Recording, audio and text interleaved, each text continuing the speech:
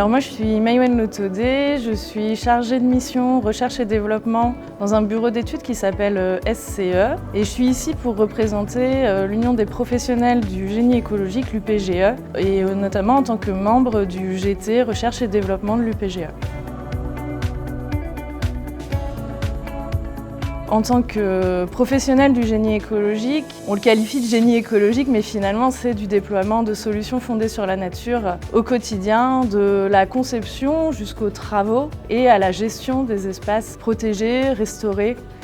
Donc les thématiques sont très variées, les métiers sont très différents en fonction des acteurs du génie écologique. Pour les bureaux d'études, c'est vraiment la question de concevoir et de porter les projets qui vont avoir le meilleur impact sur la biodiversité, l'environnement. C'est aussi de travailler dans le cadre des études réglementaires à réduire les impacts et à concevoir des méthodes de réduction et de compensation qui vont le mieux intégrer les dernières connaissances scientifiques sur ces sujets.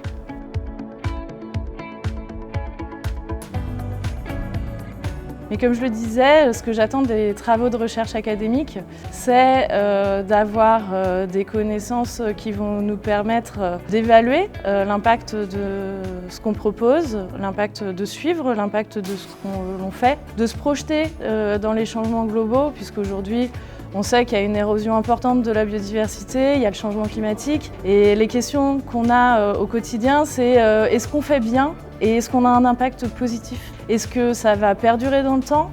Est-ce que ça va être résilient en fait? Est-ce que les solutions qu'on propose sont correctes, sont bien dimensionnées?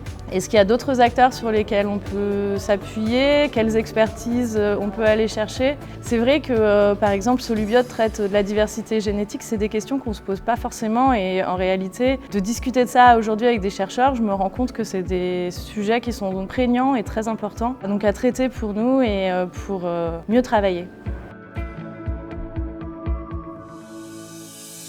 On a participé à la relecture du projet au moment où il a été déposé pour le financement du PEPR. Donc les membres de l'UPGE y ont été associés. Aujourd'hui, on suit le programme du point de vue du comité des parties prenantes. On a également l'aspiration d'intégrer les groupes de travail, de participer sur le transfert des connaissances via les Knowledge Hub ou via les Living Labs, où on peut, nous, travailler, on met les mains dedans, on va faire. Et ça, je pense que c'est une aspiration des membres de l'UPGE.